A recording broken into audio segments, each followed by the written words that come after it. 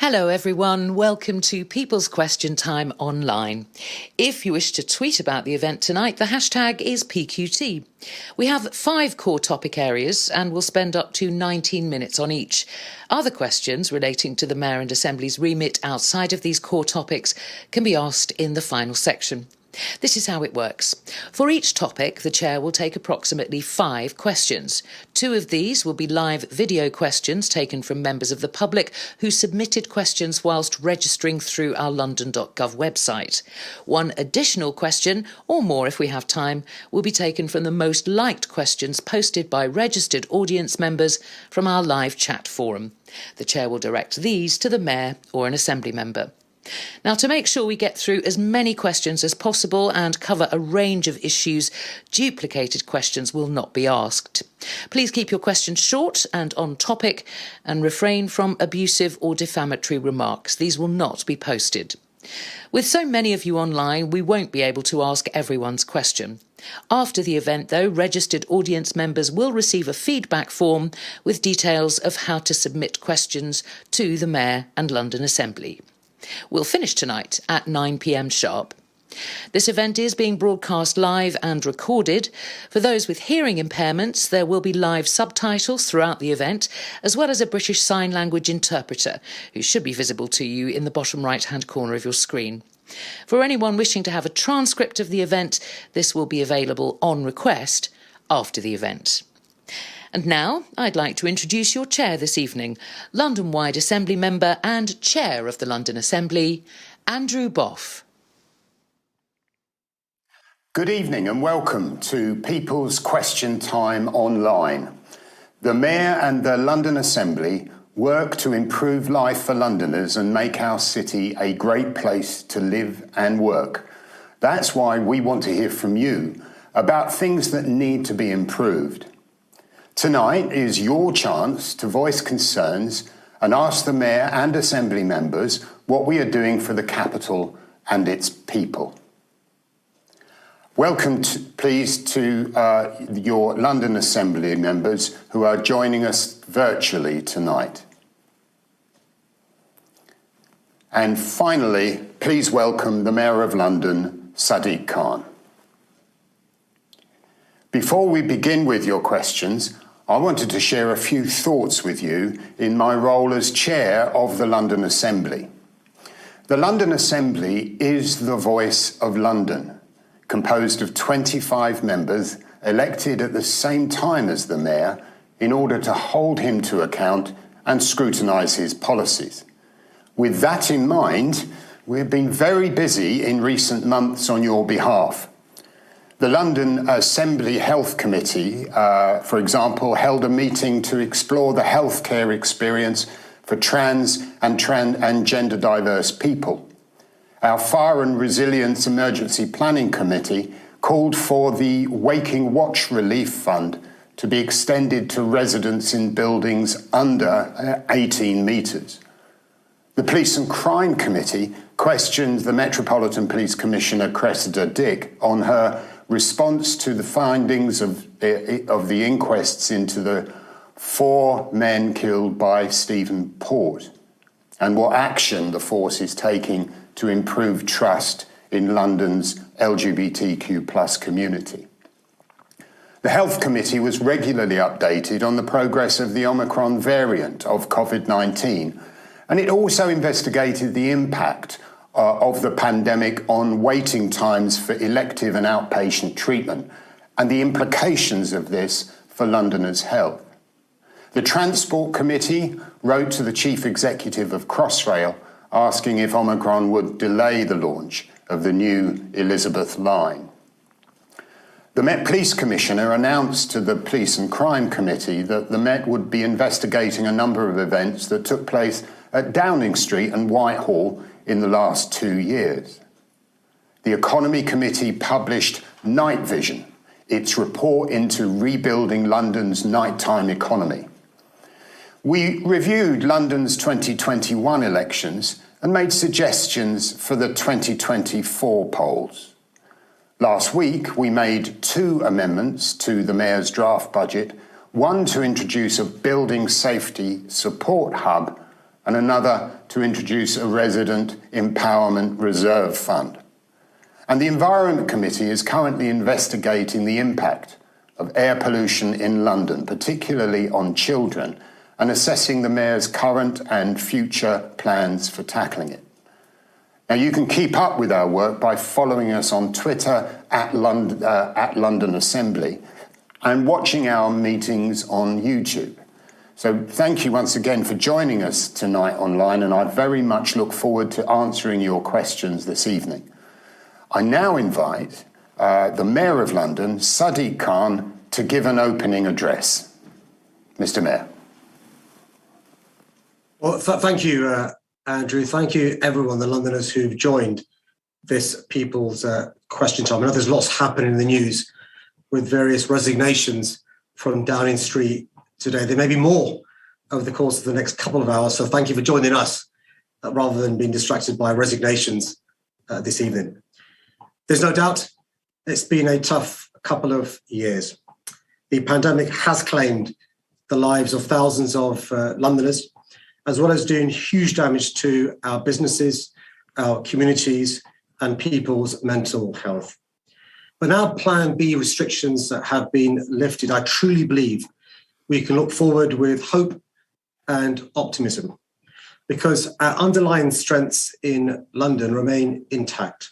Our creativity and compassion, our energy and openness, and our incredible dynamism and diversity. And it's by drawing on these assets that I'm confident we can put the dark days of the pandemic behind us and build a better and brighter future for London's communities.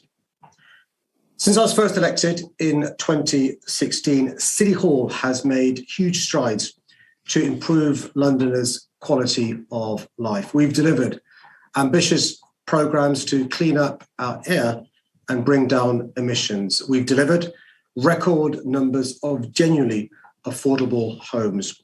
We've delivered a 5-year freeze on TfL fares, as well as the Hopper bus fare, which together have made public transport more affordable for millions of Londoners. We've delivered skills training to more than 400,000 adult Londoners to help equip them with the tools and qualifications they need to get on. We've delivered important support to EU citizens, helping to protect their rights post-Brexit. We've delivered a significant increase in police numbers, helping to reverse the huge government cuts with more than 1,000 extra officers on London's streets.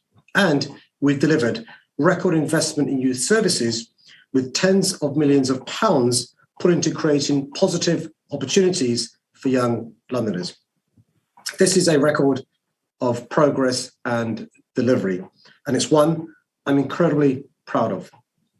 But I'm acutely aware that there is still so much more to do to overcome the challenges we face and to ensure our city's recovery works for all, regardless of where you live or your background. The pandemic, the cost of living crisis, and the government's anti-London attitude are undoubtedly making this work harder. But as Mayor, I've always focused on the practical steps we can take to improve people's lives. That's why we'll continue our approach of being tough on crime and tough on the causes of crime, which is starting to yield real results. That's why we'll continue to prioritise those areas where we can make a meaningful and lasting difference, like helping homeless Londoners off our streets. And that's why I'll continue to bang the drum for London to attract the jobs, business and investment our city needs to grow and flourish. After the struggles of the last 2 years, I'm determined to help get our city back on its feet and thriving again. I was proud this week to announce a major expansion of our adult skills programme with an offer of free training for any Londoner aged 19 or over who is unemployed, on a low income, or has limited formal education. This initiative, which will boost business and aid our economy, is just one example of the concrete action we're taking to help Londoners with the cost of living, support our recovery, and tackle the inequalities and injustices that COVID-19 has so starkly exposed in our city. It's also fundamental to achieving my personal ambition of creating a city where everyone gets the helping hand they need to fulfil their potential. Andrew, Chair, colleagues, let me end by saying this. Together, I firmly believe we can ensure that London is an even better place to live and work after the pandemic than it was before. That it's fairer, safer, greener, and more prosperous. It won't be easy, but this is the goal we must set ourselves as a city, if for no other reason than because it's how we'll do right by all those Londoners who've suffered and sacrificed so much over the last 2 years. It's to them we owe it to continue our work and to continue our progress to build a better London. I look forward to taking your questions during the course of the next 2 hours. Thank you, Mr. Mayor. We will now begin taking questions in the following order: transport, policing and safety, air quality and the environment, housing, London's economic recovery, and finally anything else not covered, for example, education and culture. Questions about COVID-19 will be taken throughout the event in whichever section they best fit. For each topic, we will take 2 live questions followed by a few questions from the live chat, available to all of those who have pre-registered. Over 600 questions were received before the event. Please note that the chat is for questions only. Comments will not be published. Questions for each topic will be published at the start of the relevant section. And we will not be able to answer all of your questions tonight, so please remember to keep your questions short. I will also be asking the Mayor and members to keep their answers short and to the point so we can fit in as many questions as we can. Most importantly, you can, like other people's questions, and those that have the most likes will be asked first, assuming that they are on topic and have not already been asked. It's now time to hear from you, so please do start submitting your questions in the chat. Our first topic tonight is transport. Make sure you start to add and like questions on this topic now. And I'd like to now welcome our first questioner from and it's from Jill Barber from the London Borough of Hammersmith and Fulham, who will ask our first question. Jill. Thank you. As a disabled person who's unable to cycle or walk distances, I do feel marginalised by the constant policies against car drivers in London. Driving for a lot of disabled people makes us feel equal and, dare I say, normal. This seems to be undermined by these policies.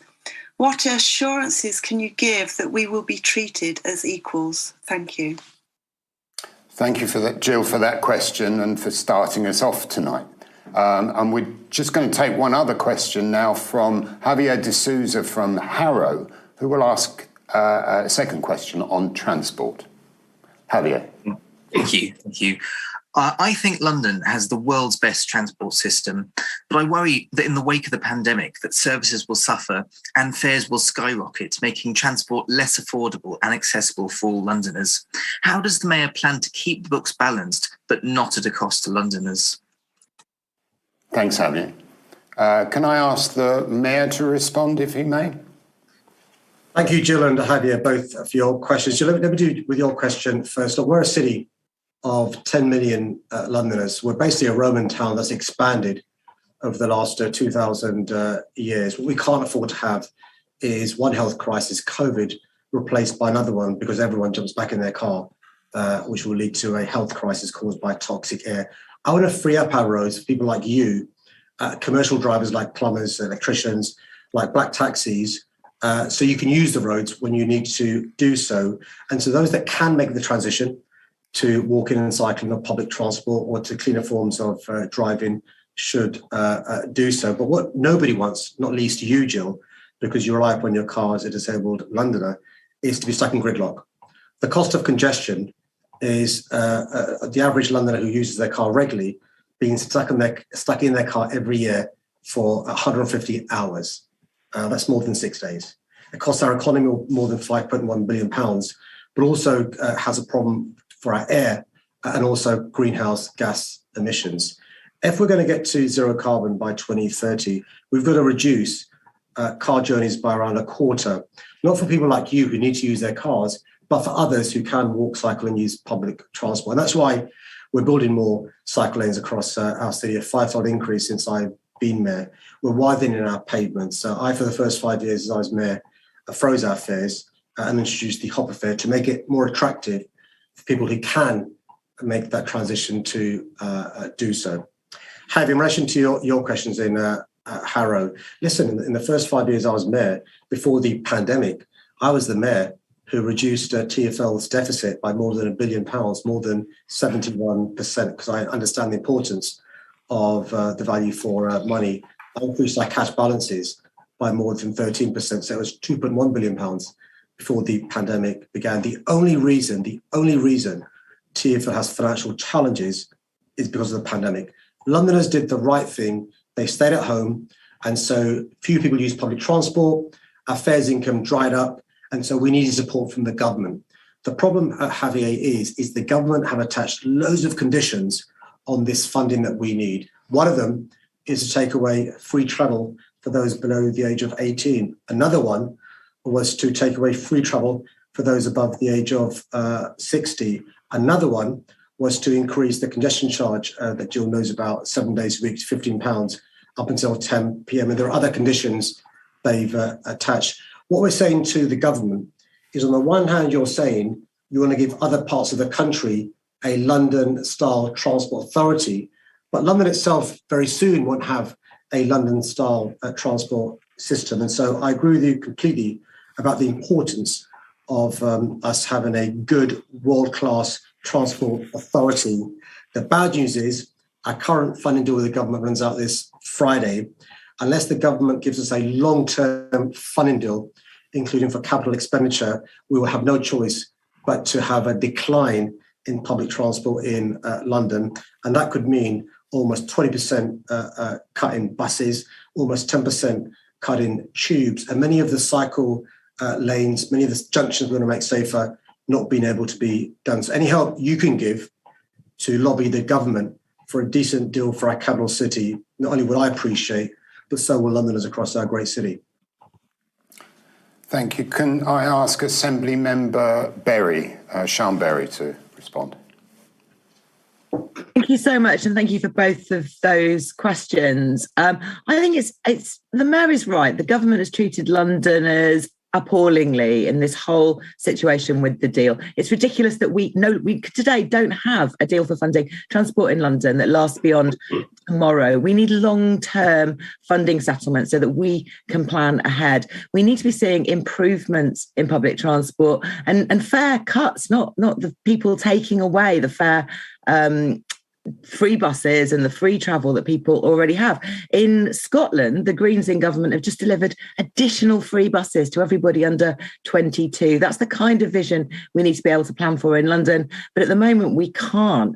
And the government's now taking money away also from the national rail operators. So what we've got is a situation where buses are being cut by Transport for London by about 20%. We're seeing some rail operators around London cutting their timetables by about 50%, half the frequency on some of the services. And what this is doing is creating car dependency, forced car ownership. So this is people like Jill who have to own a car for disability reasons, but also many, many other people. I asked Londoners this week whether or not they were car dependent, whether they were forced to own a car. And in Outer London, it's a quarter of people. This isn't right, and it's going in the wrong direction. And the government needs to step up and fund London so that we can have a transport system we can be proud of, where people have cheap and affordable and frequent transport services to where they need to get to go, because they can't be forced into cars. That's absolutely no good in a modern city.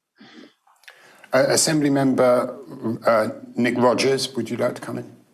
Thank you. Just briefly, to Jill from Hammersmith and Fulham. My colleagues on the Conservative group, we recognise that a lot of disabled people are reliant on cars to have a decent quality of life and to move around the city. So we proposed a motion in the Assembly calling for an exemption from the ULEZ charge for blue badge holders. And I'd like to thank the Green Group for supporting that motion. Unfortunately, Labour and Lib Dems did not support the motion. I think with something like the ULEZ charge, it's important that we recognise that different communities in London have different needs, and we have to be very careful about policies that even inadvertently exclude people. And I think that a blue badge exemption is still a very good idea, and I would still very much support that. Thank you. And now Assembly Member Prince. And if you can be nice and brief, Assembly Member Prince, because there's a few questions now coming in on the chat. Thank you. Thank you. I just want to give clarity to why we find ourselves in this mess in relation to funding. The government have always made it clear that they're quite happy to pay the cost of COVID, but not prepared to pay the cost of Khan. And in the negotiations that the Mayor has been trying to have with the government, on 2 occasions, he has left it to the very last day before providing the really necessary information that the government need in order to make these negotiations work. So he really needs to raise his game and work with the government and not against them. Thank you. I'm now going to move to questions that are on the chat. And the first question, I'm going to read through 3 of these questions and then invite the Mayor to respond and Assembly members. A question to the Mayor of London. When will you lift the travel limit for the over 60s Oyster card holders and the Freedom Pass holders, enabling them to travel during peak periods, particularly in the morning? And some of us continue to work, says Mrs. Saida Rajbali Davis from Brent. And we've got a question from Mark Anthony Bastiani in Wandsworth. Will TfL increase the number of underground stations that have step-free access? Can't see that next question. And something about killing the West End economy. Let's go with those 2 questions. There's one more in the pipeline. Mr. Mayor. Thank you for those questions. So the first question is bad news for Mrs. Saida Rajpali Davis. The bad news is, I'm afraid, I can't say if I'll be able to reinstall free travel for those above the age of 60 before 9 a.m. The good news is Keith Prince, who was the chap who spoke before Andrew, you can tell from what he was reading, he's a Conservative member. His party want me to remove altogether free travel, whatever time of day, for those above the age of 60 and children. So I've said to those Conservatives, both the ones on this Assembly who will read out stuff, being party political, and those Conservatives in government, I'm not willing to take away your free travel because I know it's a freedom pass for you. You may be stuck at home otherwise, if you didn't have the Freedom Pass or be able to do the work you do. So the good news is I can keep that Freedom Pass for you. The bad news is the government's quite clear. When I've met Grant Shapps in 2020, he's the Secretary of State for Transport. He's the chap doing the Excel spreadsheet to keep the Prime Minister in his job. He said I had to take away free travel for older people before 9 a.m. And I'm afraid I don't think I can bring it back before 9 a.m. That's the bad news, I'm afraid. But there is good news that as long as I'm there, you'll have free travel other than during the morning rush hour. For Mark Bastiani, so let me tell you where we are. When I first became mayor, so we've got underground stations, we have TfL rail stations, we have overground stations, we've got the Elizabeth line, and we have our buses. So the amount of underground stations that were step-free was about a quarter when I became mayor. I've increased that to around a third, and we have plans to do far more step-free on the underground. But again, because the government, and by the way, Sean Berry was absolutely right, and that's a good example of the Green Party and myself working closely together. Of course, we have political differences, of course we do. But that's a constructive example of us working together. And Sian is spot on, by the way, about the importance of investment in our capital city. We contribute hugely to our national economy, and so we should. We've got to invest in public transport in a city of 10 million. Because the government hasn't told me how much money we're going to get after Friday, I can't invest in more step-free access stations on the underground. We've paused the ones that didn't go above a certain stage. We're going to carry on with the ones we started, like in Harrow. On TfL rail, we have record numbers of those who are step-free. Every single station on the Elizabeth line will be step-free, 40 stations in total, and all 9,000 plus of our buses are step-free. But like Sian, I desperately want the government to do right by our capital city, not treat our city as a political football and punish us for things outside our control. Thank you. Could I ask Assembly Member Hirani to come in at that point? Thanks. Just adding to what the Mayor said, I think it's just fairness in all of this. So when you look at how the government have treated some of the private rail companies across the country, they've been given debt-free and condition-free bailout deals, but London, for some reason, just seems to be treated differently. And going back to, I think, even Javier in the first round of questioning, talking about some of the investment in public transport, we've had great public transport investment in Harrow. We've seen the new electric buses on the H9 and H10 routes, extension of the 324 bus, tube station investment. So Sudbury Hill is now step-free, and Harrow on the Hill soon to be completed as step-free as well. Investment in the Piccadilly line, fleets coming forward as well. But all of that is under threat because of what we're seeing from the current government, how they are treating London differently. If they were treating other parts of the transport network across the country the same, I think we could understand.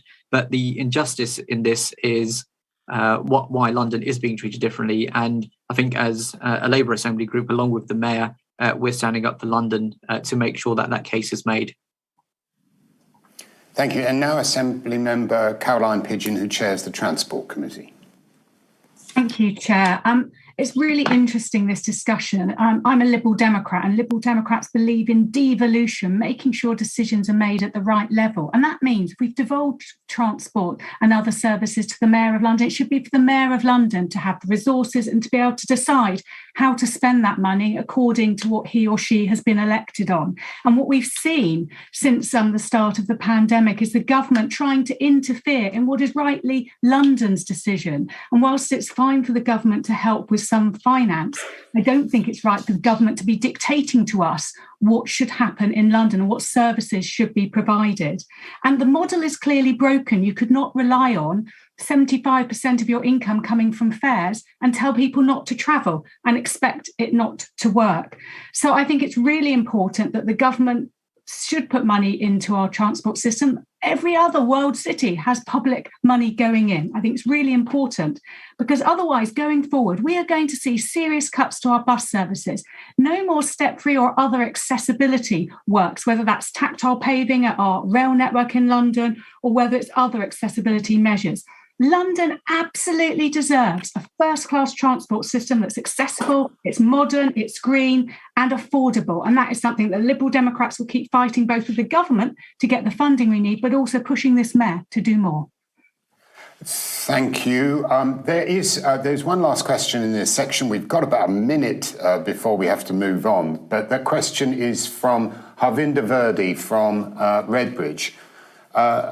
And I think it's to the Mayor. Are you not killing the West End economy by extending the charging to 10 p.m? Not everyone can use public transport that they want to late at night. Ultra low emission zone is another business killer, don't you think? Mr. Mayor, if you could answer very briefly. I think I've got some really good news for you, which is rather the government wanting me to make it permanent 7 days a week till 10 o'clock. From in 3 weeks' time, the congestion charge will be reduced from 10 p.m. to 6 p.m, supporting the nighttime economy, supporting our businesses. And at the weekend, it will be from 12 to 6. It's possible to be pro the environment, pro cleaning up our air, pro cutting congestion, and being pro business. Thank you. I regret to say that we're now out of time on the transport questions. If we didn't get to answer your specific question, the online feedback form, which will be emailed to the registered audience members, will explain how to submit your questions and get a reply after the event. So our next topic is policing and safety, which includes any questions about community safety, policing and the London Fire Brigade. Don't forget to like the questions in the chat that you most want us to answer. I'd like to, for the first question in this section, to ask Naomi Blake from the London Borough of Wandsworth to ask her questions. Hello, good evening. There has been a rise since the COVID first lockdown of domestic abuse and the high rates of murders related to domestic abuse. I would like to ask what would the Mayor be doing in supporting victims of domestic abuse? Thank you, Naomi. And the next question online is from Bushra Ahmed from Croydon. Thank you. My question is, what is the Mayor doing to address the important issues around Islamophobia and hate crime in London, not only through the Met Police, but also through other agencies? Thank you, Bushra. Mr. Mayor, could you answer those two questions? Thanks, Andrew. Naomi, thanks for your question. I mean, you may not know this, but I live in Wandsworth as well, where you live. We were concerned back in March, before March 2020, when the pandemic led to a lockdown, about the consequences, particularly on women who are at the receiving of domestic abuse and domestic violence.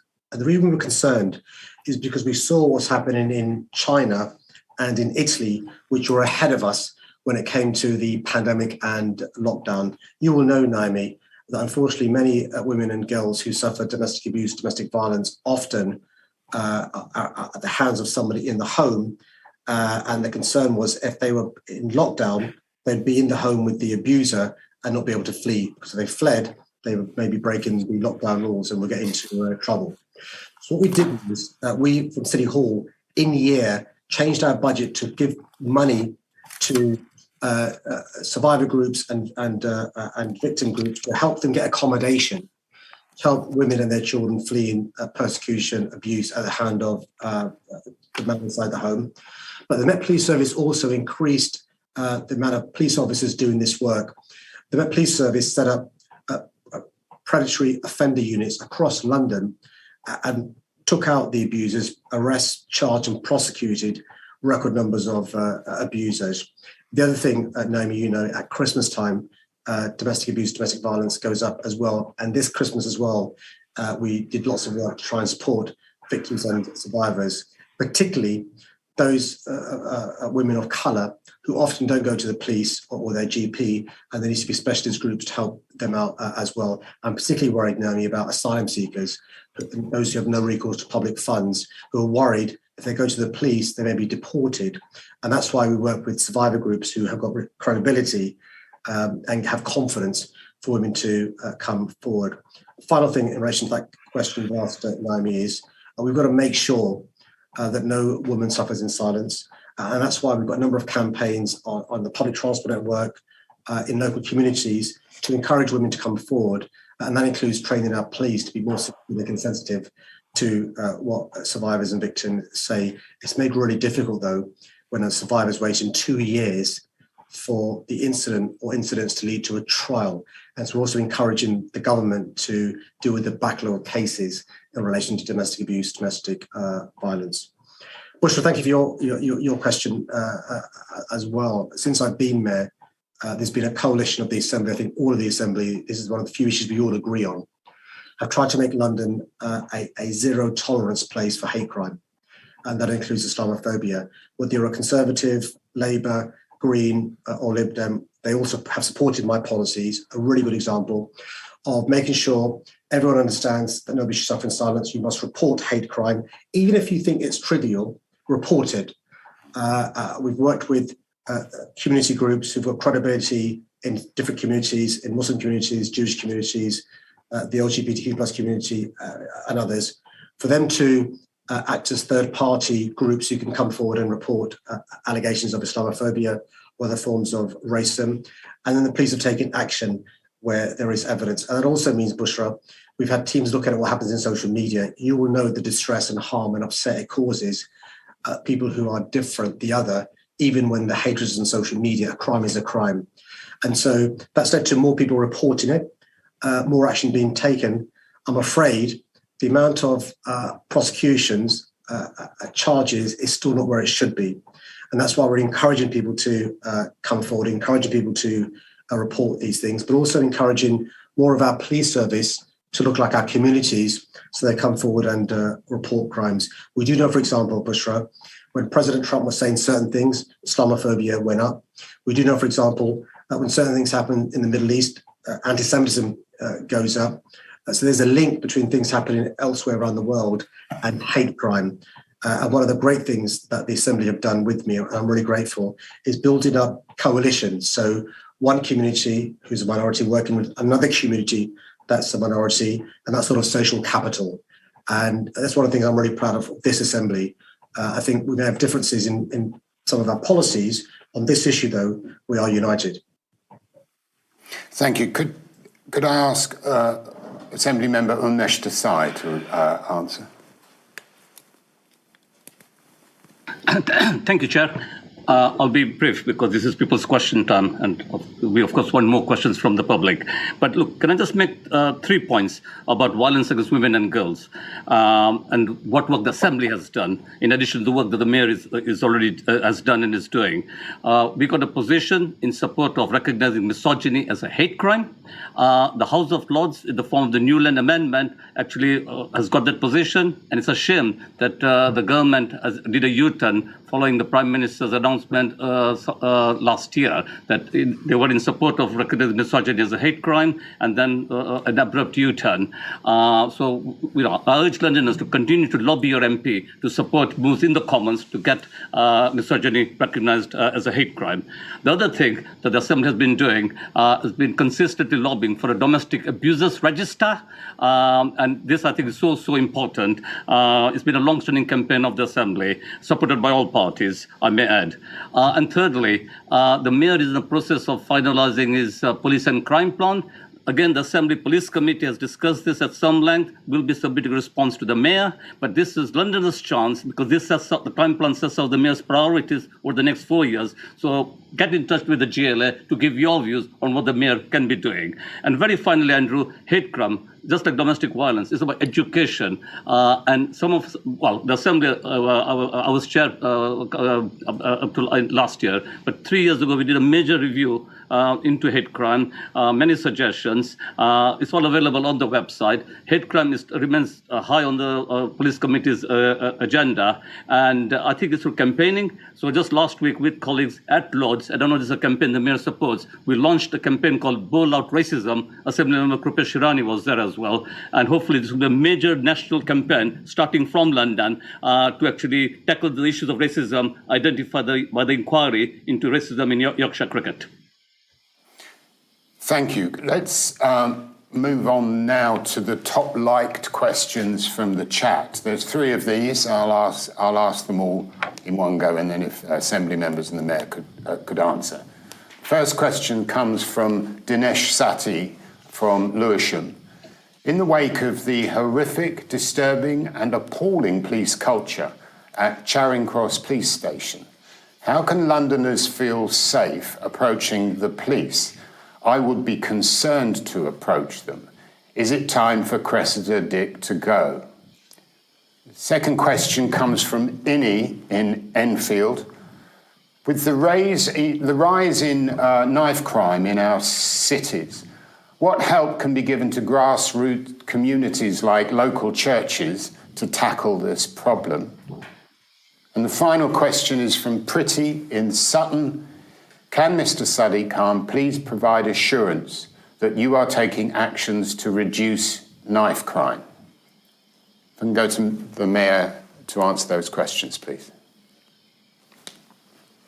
Thank you, Andrew. Can I thank all 3 of those Londoners for their excellent questions? Look, I think it's possible to, on the one hand, recognise the huge progress the police have made over the last 20 years, in being a better police force, in understanding the concerns of minority communities and women had 20 years ago, but also to say there are big problems in our police service in London.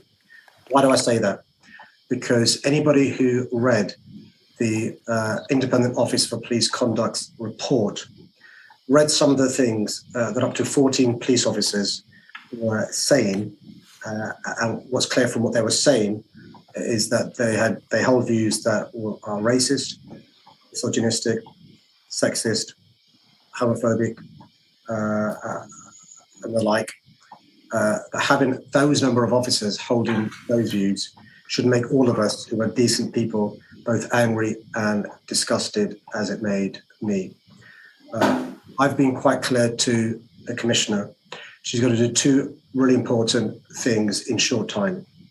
One is to show me and Londoners that she will root out culture that allows this sort of racism, sexism, misogyny, homophobia, discrimination, and so forth to exist.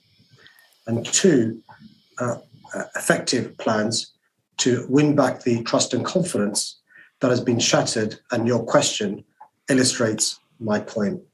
And let's wait and see, I'm talking about days and weeks rather than months, what the Commissioner comes up with. That being said, I also say we have some of the finest police officers in the world. Police officer Matt Ratty in Croydon lost his life serving the community. Keith Palmer lost his life serving his community. So I don't in any way take away from the fantastic work many of our police officers do. They are as disgusted as you and I am about what we've seen in this IOPC report. It is crucial when you police by consent, the public has trust and confidence in the police service to come forward when they're a victim of crime, when they're a witness, or to join the police service. That is really, really important.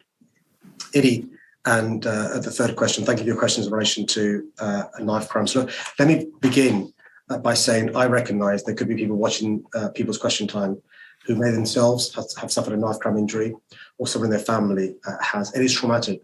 Both when I was a Member of Parliament and as Mayor, I meet regularly either victims of knife crime and bereaved families, and it makes me want to redouble my efforts to take action to reduce this. So we in London set up England's first violence reduction unit, and let me be frank, it's an idea I copied from Glasgow.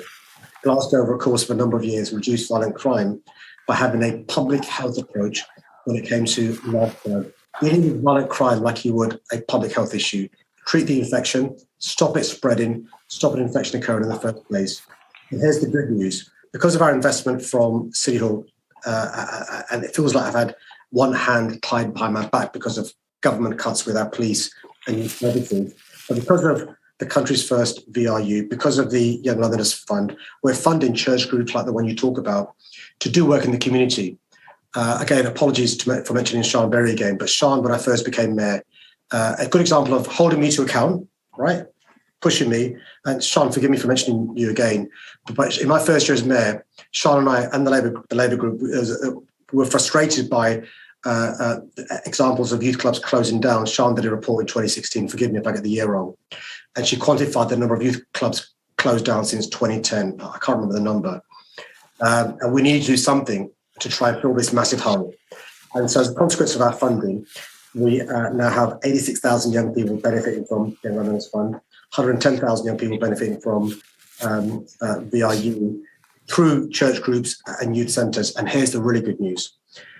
Homicides down compared to the peak in April 2018 by 20%. Knife crime down by more than 33% since the peak in 2017. Gun crime down by 49%. Knife crime injury below the age of 25 down by 27%, and I could go on. However, there is something I want to talk about, which is teenage homicides. Last year, there were 30 teenage homicides. Although fewer people are being stabbed, fewer people are going to A&E, the consequences when there is a stabbing are far more serious. And that's why we've got to carry on investing in young people, in youth workers, in mentoring, in using a public health approach. But we can be confident our approach is paying dividends. Thank you. Can I ask Assembly Member Caroline Russell to contribute? Can I remind you that we've only got about 3 minutes left on this section, so if your responses can be very brief. Thank you. Thank you. I'm going to start by responding to Dinesh's question about the IOPC report and the frankly disgusting revelations that we've heard this week about what was going on in the in these police WhatsApp groups. I mean, so disgraceful, things that just cannot be repeated on a broadcast. It's getting to the point where this isn't about individual officers letting down the Met. It's about the Met letting down Londoners as a whole. And it's, you know, London is a proudly diverse, welcoming, socially progressive, and above all, respectful city. And these actions by these police officers just do not represent our city properly. Now, what's worrying is that this is a torrent of revelations. This is part of a whole picture of things that have been coming out. And it is really hard to see how we can, how the leadership of the Metropolitan Police has allowed this culture to continue. It feels as if there has been a blind eye applied to it, and we really need the Commissioner to be thinking about her position as the Metropolitan Police Commissioner. It's not okay that these people who are meant to be keeping us safe in our city are displaying racism, sexism, misogyny, being rude about disabled people. It's absolutely not okay. And then just finally, on the question of knife crime and knife violence, the Assembly has recently agreed a motion which is saying that we believe that the police should not be sharing images of knives, of dangerous knives, because it's counterproductive. It frightens young people into carrying knives, and can do. And we think the Metropolitan Police should stop sharing these images of dangerous knives. Thank you. When I said there was 3 minutes, that wasn't a target to hit. Can we move on to Assembly Member Bailey? Very quickly, please. Thank you, Chair. Just to be quick, we need to push the Mayor to do more around sanction detections, and the rates are very low. If you're from the Black community, the figures that the Mayor just quoted about a reduction in crime, you will not recognise. We're 13% of London's population. We're 48% of victims of homicide. We need the Mayor to focus on how we can keep the Black community in particular safe, and Londoners in general safe. Yes, there's been a reduction in crime. Yes, the government have provided more money for police officers, but there's a particular community, a very big community, the Black community, that is under real serious pressure. And I think the Mayor could really push the police to do more around sanction detection rates. Thank you very much, Assembly Member. We are out of time on policing and safety now. I regret that. We're now going to move on to air quality and the environment. And please keep an eye on the chat box and like the questions you would like to be answered. I'd like to first welcome the first questioner in this section, who is Simon Smith from the London Borough of Bexley. Simon. Good evening. The United Nations Climate Change Conference, COP26, highlighted the urgency for global climate action and justice, and the importance of green wild spaces. These spaces are not only important from an environmental perspective as carbon stores, the health benefits of immersing ourselves in green space are now widely accepted. Please can the Mayor and London Assembly explain their short and long-term plans to increase and improve London's green spaces, including urban rewilding projects and the introduction of natural corridors to link pockets of different wildlife habitats. Thank you. And the next question comes from Abe Taylor Billington from Hounslow. Good evening, thank you. I've noticed a lot of cars idling when parked. Black cabs leave their engines running in the ranks, and buses emit smoke and fumes despite being cleaner and greener. So following COP26 and in advance of phasing out petrol and diesel engines, what plans are in place to clean up the transport network and air quality? For example, could a no idling regulation be put in place across the capital, or at least trialled as a global city pilot? Thank you. Mr. Mayor, if you could respond to those questions. Yeah, I mean, before I go to the questions, I mean, I mentioned in my opening the number of resignations in Downing Street. When Sean Bailey spoke, I thought we'd have another resignation this evening, but clearly not. He's got too much. He's got no shame. Clearly, he's still a member of this beggars belief. Going to Simon, your question first of all. I spent a lot of time in Glasgow, and the energy from activists, NGOs, young people, mayors outside the conference centre was very different from the lack of energy and dynamism inside the COP26 conference hall. And I think that's why we've got to just take ownership and get on with it, and not wait for the cavalry from national government to arrive to address the issue of climate change. And you raise a really important point. And actually, this really, if I'm honest, the penny dropped for me in the issue you raised about nature, rewilding and the environment during the pandemic. Because just think about how much those of us living in London cherished going for a walk at the Common, going to the park, hearing birdsing and so forth. And for me, it's an issue of social justice. The fact that there are too many Londoners without access to green spaces. One of the things I'm doing, Simon, a good example of us working on a cross-party basis is Ben Goldsmith, who's done lots of work in the environment area. He's got a more famous brother who's been an opponent of mine in the past. He had a really good idea in relation to how we can rewild our capital city. And so I'm working with Ben Goldsmith and many others to rewild our city, to bring back species that haven't been seen in the capital city for some time. And we're going to set up a group of experts. We've put aside more than £600,000 worth of money, because you're spot on about the importance of rewilding our capital city. But also at the same time, Simon, we are making sure we protect the green spaces we have in the New London plan. We're not content with that. We're trying to make sure there's more green spaces, green walls, green roofs, pocket parks, and so forth. And we're backing that up with money from City Hall. Leonie Cooper, who's a member of the Assembly, has been advocating both publicly and privately on this area. We've also so far, Simon, I can't take personal credit for planting all of them, planted more than 350,000 trees. We're going to plant another 70,000 over the course of the next few weeks. We're planting trees as well and increasing the tree canopy of our city. Why? Because that helps us deal with the issue of mitigation and adaptation in relation to the heat waves, in relation to flash flooding and so forth. But it's a really important issue. By the way, a good example of the Greens, the Lib Dems, Labour working together. If you could help us persuade the Tories to get on board the Assembly, I'd be really grateful. In relation to idling, a really, really, really good question in relation to the consequences of idling in both health terms, but also greenhouse gas emissions. So I've got an ambition to get to zero carbon by 2030. We're only going to get there by reducing greenhouse gas emissions from transport, the workplace, and our homes. As a consequence of what comes from our cars, you've got 4,000 premature deaths a year because of air pollution, children with stunted lungs forever, adults with a whole host of health issues from asthma, dementia, cancer, heart disease. So TfL are looking into what we can do with the bylaws and the laws we have to end idling. In the meantime, we've got some great campaigns with more than 350 schools around school streets, around no idling officers. We've got some great councils. I see Sem here from Hackney. Hackney doing a great job with their council officers, going to the communities, persuading parents, those dropping off kids, those outside schools, not to have their engines idling. A lot of it is education.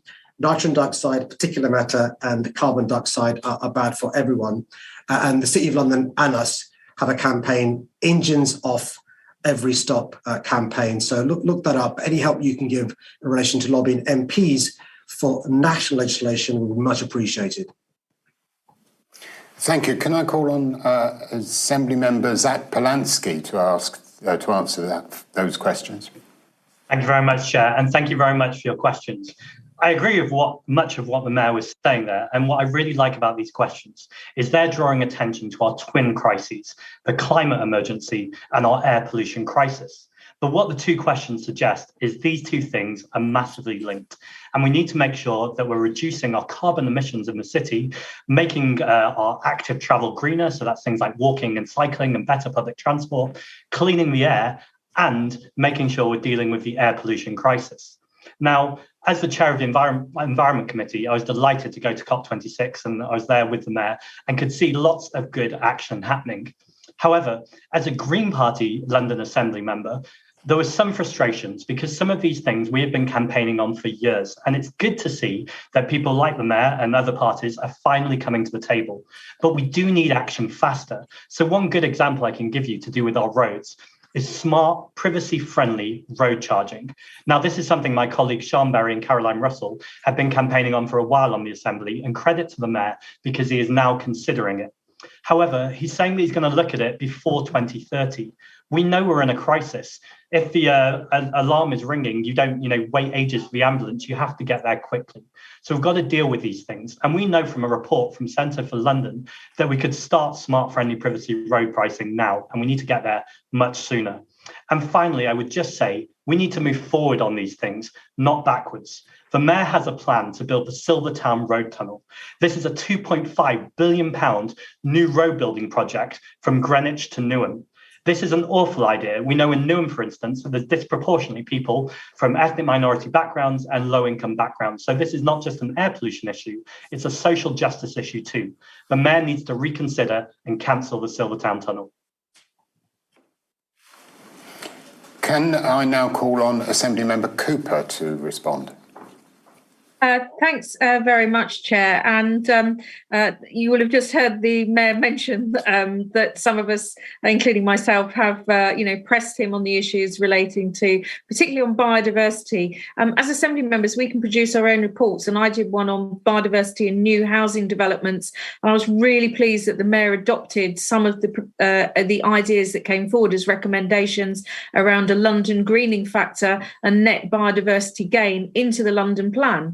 But the London plan gets real strength if the boroughs also are very strong on it as well. So don't forget, if you're listening in tonight, to make sure that your local borough has a really good local plan that is in line with the best practice that's in the London plan.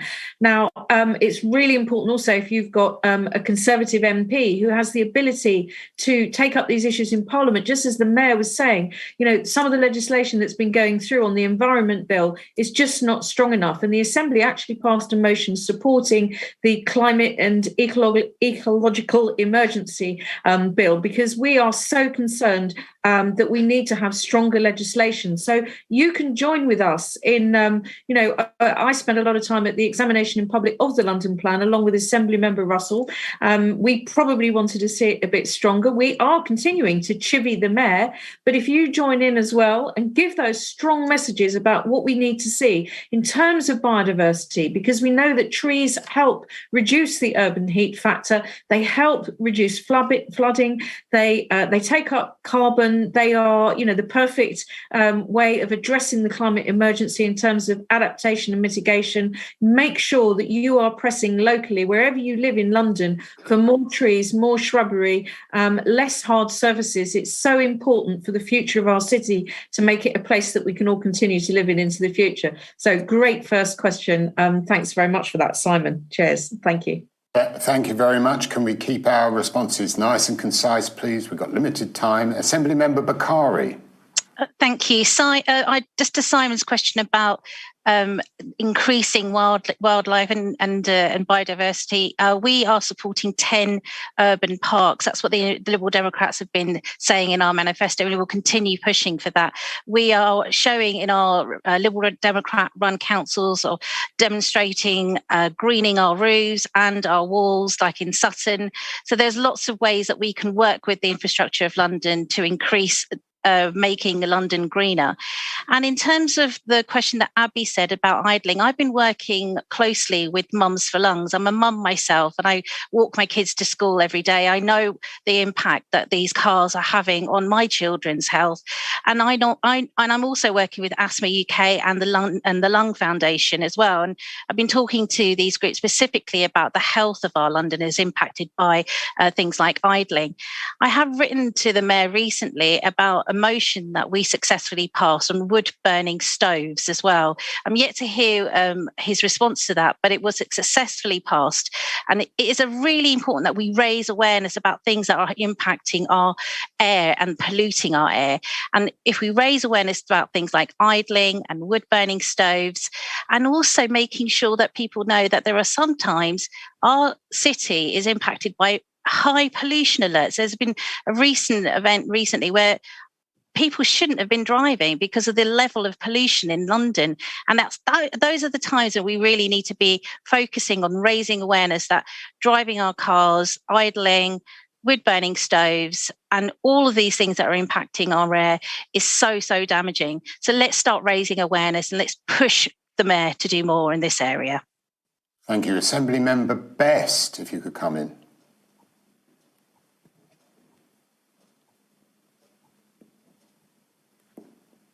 No Assembly Member Bishop, perhaps she's disconnected. Assembly Member Fortune, if you'd like to come in, please. Oh, you're there, are you? Sorry. Assembly Member Best. Thank you. And good evening to everyone joining us from London this evening. I think it's important to state we need to improve air quality in London, but that can't be done on the backs of the poorest in London and the disabled. And that's what the policies that we're seeing today is making happen. So, for example, we had an environmentally meeting the other week. We had the amazing campaigner, Rosamond Kissy-Deborah, join us, and she's been fantastic talking about air quality for many years in London. And one of the really important points we drew upon is the LTNs that have been rolled out. And what you see with these LTNs is that they push traffic away from, those big terrace houses and suburban roads and onto the high streets, and which have become more and more clogged, where we know some of the most vulnerable Londoners live, who don't even drive themselves much of the time, but are now, having even more of that pollution thrust upon them. So we really need to try and intervene and work with councils to reverse some of those so damaging LTNs, which are causing mayhem for local residents. And it's not just that, it's the ULEZ as well. We've seen the ULEZ rolled out, targeting the most poorest Londoners that can't afford to switch a vehicle, or the smallest businesses and smallest charities that can't afford to switch vehicles. But it does nothing to tackle the big boys in London that we know are using deliveries willy-nilly and not actually putting out any effort into reducing their emissions. So we need a complete shift here to look to tackle the real issues and the real people causing pollution in London, and not just target the poorest Londoners because they're an easy target. And that's where we are at the moment, and that's the shift that needs to happen if we really want to hit 2030. Thank you. And Assembly Member Fortune. Thank you very much. Building on my colleague Emma's point about air pollution and the measures that the mayor has put in place to tackle them. I mean, it's right that they need to be tackled, but you need to take a holistic approach to it. As Emma was saying there, that because of these expansions, some of the poorest in our community have been hit. And that includes charities, that includes people who are just moving around to visit friends and family or go to work. I mean, you need to tackle the problem, but you can't just cut the cancer out. You also have to stitch up the wound. And something that we've suggested to the mayor in terms of helping to stitch up that wound is supporting those Londoners to transition to cleaner vehicles. There were scrappage schemes that were in place up until towards the end of last year, that they've ceased to be funded now. We found some funding that could help to support that. We found over £50 million in the Business Rate Reserve Fund that could go to help supporting Londoners to transition to those cleaner vehicles. You can't just tax and fine the poorest Londoners to try and resolve this problem.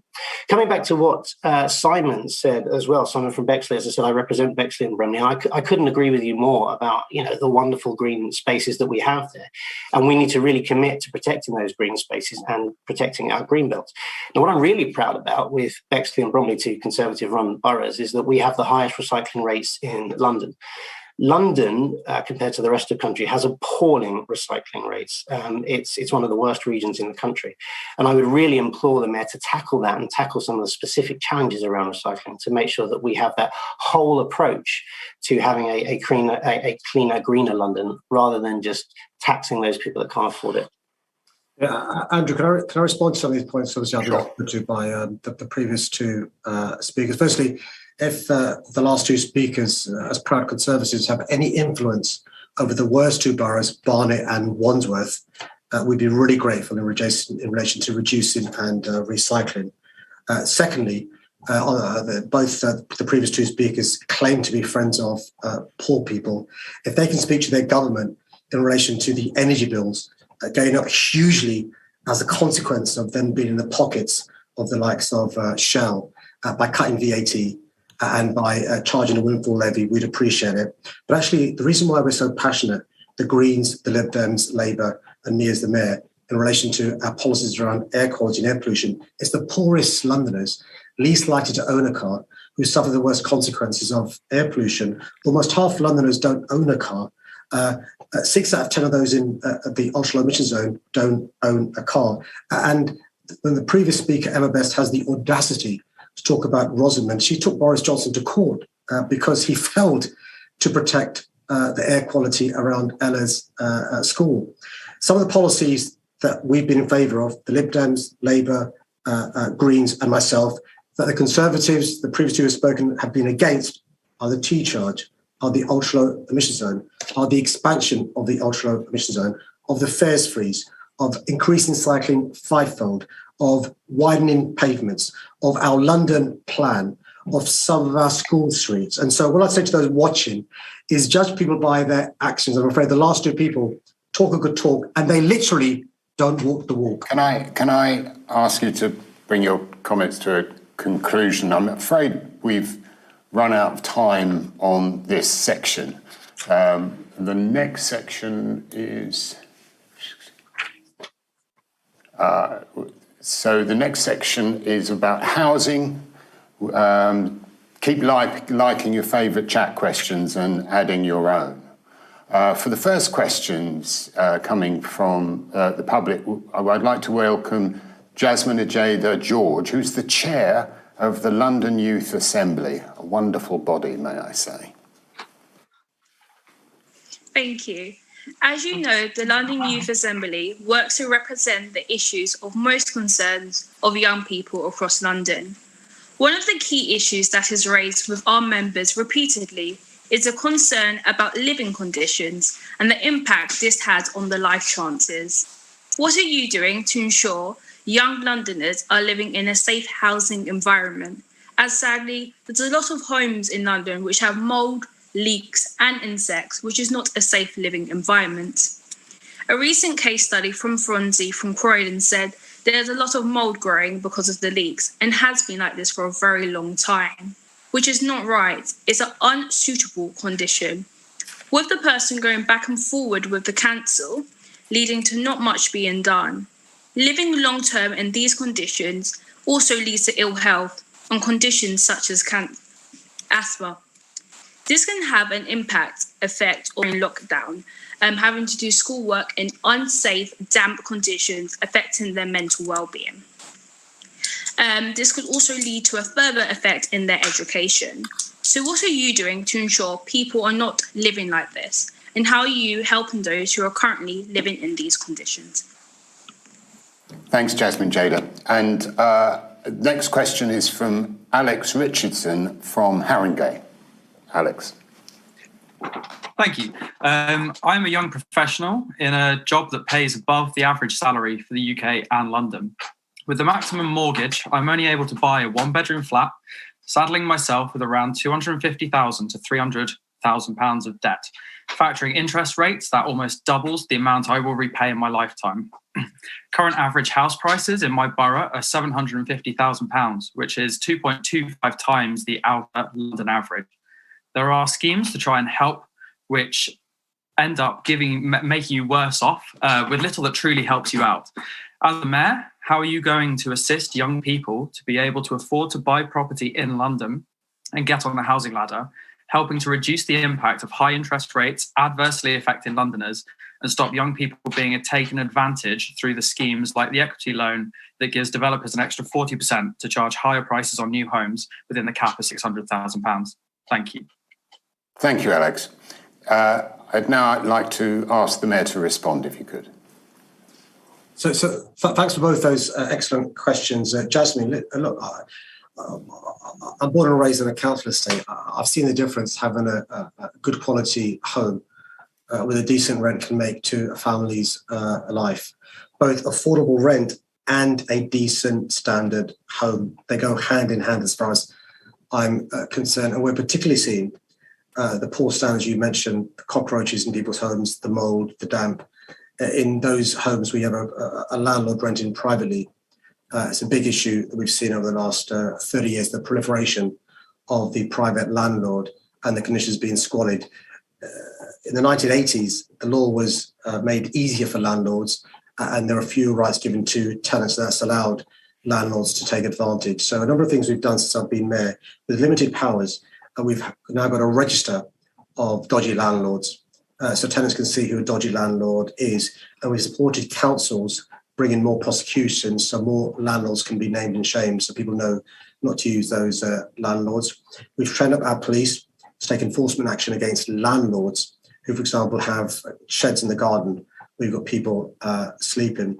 And at the same time, we've put pressure on councils and housing associations. Some of the councils and housing associations have homes that aren't decent standards. And so we continue to work with them to improve the standards there. And we're also lobbying the government for an ombudsman to help those in social housing. That includes housing associations who've got very little rights when the conditions are awful. They're scared to go to the landlord, the council, or the association because they know there's a monopoly. And that's why this ombudsman would give real teeth to the tenants and residents. We're going to carry on lobbying the government for more powers, at the same time highlighting some of the abuse taking place. These landlords are making a massive, massive profit at the expense of tenants living in squalid conditions. We're also, by the way, from City Hall now, providing legal advice to those people in squalid conditions and signposting people to decent lawyers. Because the government's taken away legal aid for many people bringing housing cases, many lawyers aren't able to provide the advice because there aren't the funds there to do so. So we're supporting law centres. We're began to bring court challenges to hold to account these dodgy landlords, even if it is a council or a housing association.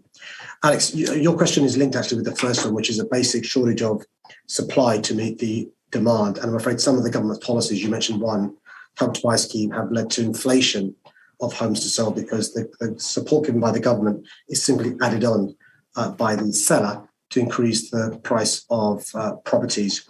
We've got a massively increased supply of homes to have any impact on the cost in relation to demand. But also, Alex, we just have a diversity of housing being provided in London. I went to see a previous Chancellor, Philip Hammond, who agreed with me in relation to the market being broken in London. And to give him credit, he asked Oliver Letwin to do a report in the solution. And one of the solutions Letwin had was a diversity of housing supply. More council homes, more homes generally affordable from partners, market value homes and other homes as well. And that diversity would help bring down the cost of housing, but also would lead to a situation where those who are building homes for sale aren't hoarding them because they don't want to flood the market, which brings the price down. In the meantime, Alex, what we've done is we've thrown away the dodgy definition of what an affordable home was to make it more accessible to people like you who've got a decent salary, would never be eligible for a council home. We're increasing the number of council homes to record numbers, but also we have a new offer called the London Living Wage intermediate housing, helping people like you, shared ownership to help people like you, but also working with responsible developers to have build to rent. Why is that important? Because it means people like you can have an affordable rent you're paying and they put money aside to save for a deposit, because not all of us have bank of mum and dad to help us out with a deposit to buy our home. And I recognise many Londoners still have the aspiration to be homeowners. Here is some silver lining, which is we've got record numbers of affordable homes being begun in London, record numbers of council homes. The bad news is we have more and more Russian oligarchs and those from around the world basically money laundering by buying property in London, leaving it empty, using them as gold bricks. The bad news is a combination of construction inflation, Brexit, and so forth. There are real pressures in relation to the housing supply. So we continue to work with the government. There's now a very good Secretary of State, Michael Gove. We're working with Michael Gove about what we can do together to fulfill your aspiration to be a homeowner in the capital city of our country. Thank you. Could I ask Assembly Member Sem Moema to reply? Thank you so much, Chair, and thank you for your questions, Jasmine. And I just want to make sure that we are really thinking about the wider issues in the housing sector here in London, whether it's private renting, the lack of well-sized housing in the social rented sector, and those people that want to break into the market, like Alex, to own their own homes one day. Ultimately, the housing in London has become really difficult and unaffordable for many, many people. I want to just really push and continue to push for a private sector rent control, because ultimately a lot of the issues that we face in the capital are caused by people being made homeless when they have places to go to, by living in privately rented accommodation, which it means that it's so expensive that they cannot save for their home, and doesn't give them the security that they want to have should they want to put down roots and stay in a community and raise a family, and let alone those older Londoners who are really feeling the cost of living crunch, much more than many others across the capital.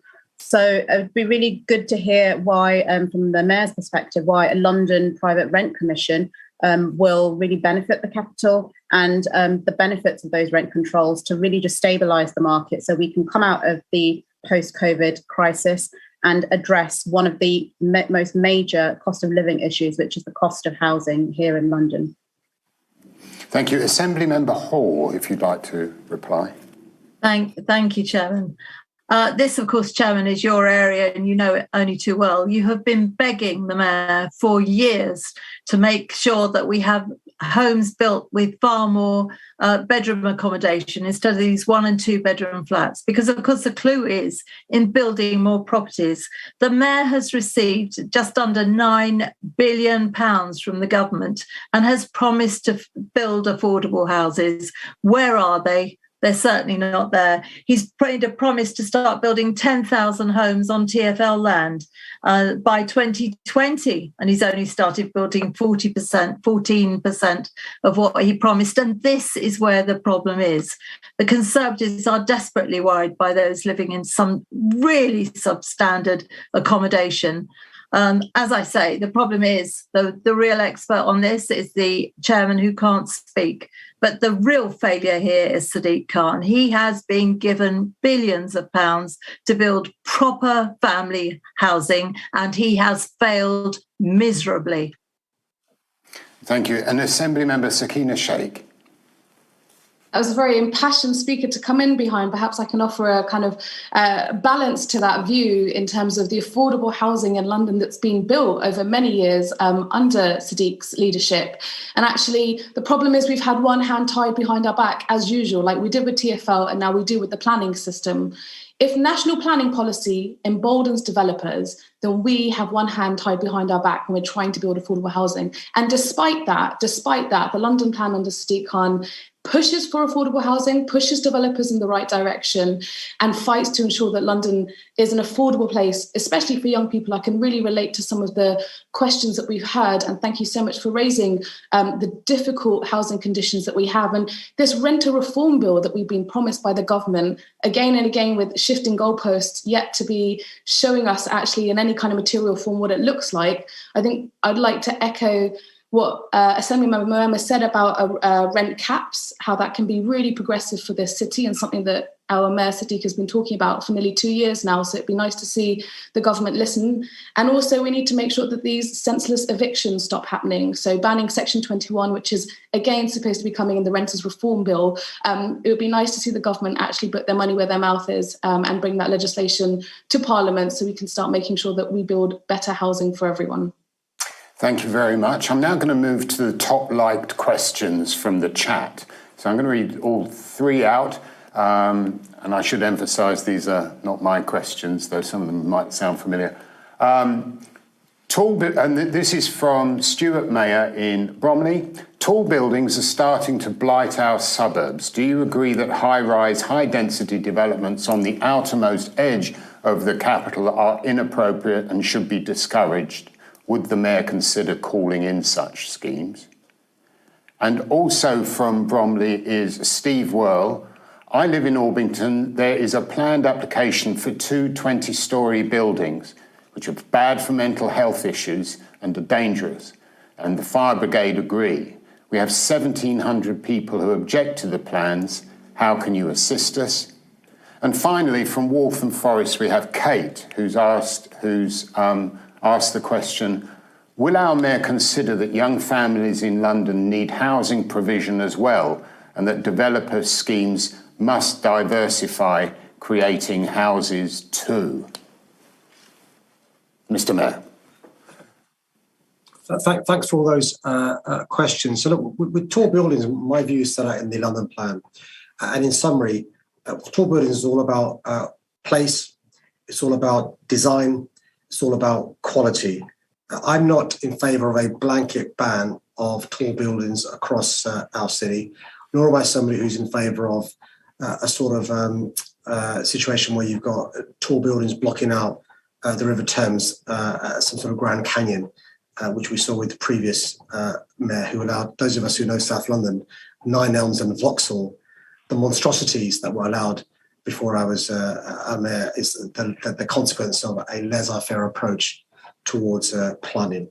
In relation to the Orpington examples, the reason why I can't talk about specific tall buildings is there are some tall buildings that I have called in that I'm going to be considering soon in relation to planning, and the Orpington ones may also be coming in. And the way it works is I have a sort of a quasi-judicial role as the mayor, and if I was to comment on any specifics, it could be said that I prejudged the application. That's why I can't comment on specifics. But the second question reminds me of a general point, which is we in London have more tall buildings than the rest of the city times 2 and some. So in relation to the concerns around safety that Grenfell exposed and the built environment, the London Fire Brigade are incredibly worried. We have more than 8,000 buildings above 18 metres. Between 11 metres and 18 metres, we have more than 90,000. Many of these buildings have dodgy, dangerous cladding and other pieces of work that needs remediation that the government's not funded, even though it's been almost 5 years since the Grenfell Tower fire. Some of this we're rectifying in relation to the New London Plan. We have, in relation to new build, the most safest planning policies of any city in the world. You've got to have an evacuation list. You've got to have plans approved by the LFB and so forth and so forth. So I'm confident about new buildings. So without commenting on the specific in relation to the buildings in Orpington, if a building was to be proposed where the LFB had any concerns, it would probably fall foul of the London Plan, and the council would be unwise to give it permission for obvious reasons. The last question is a really important point. Look, what Alex was referring to in the previous question was the cost of a home in his borough of £700,000. The average cost of a home in London, a home to buy, is north of £500,000. So young families can't afford to buy a property that's commensurate with their needs in London. That's why we need to make sure we have affordable homes built for families. We've now required councils to do an assessment of how many affordable family homes they need in their borough, and that then determines which homes they give permission to. And it's really important for us to build affordable family homes in London. There is no point building homes costing £700,000 for families, because most young families can't afford them.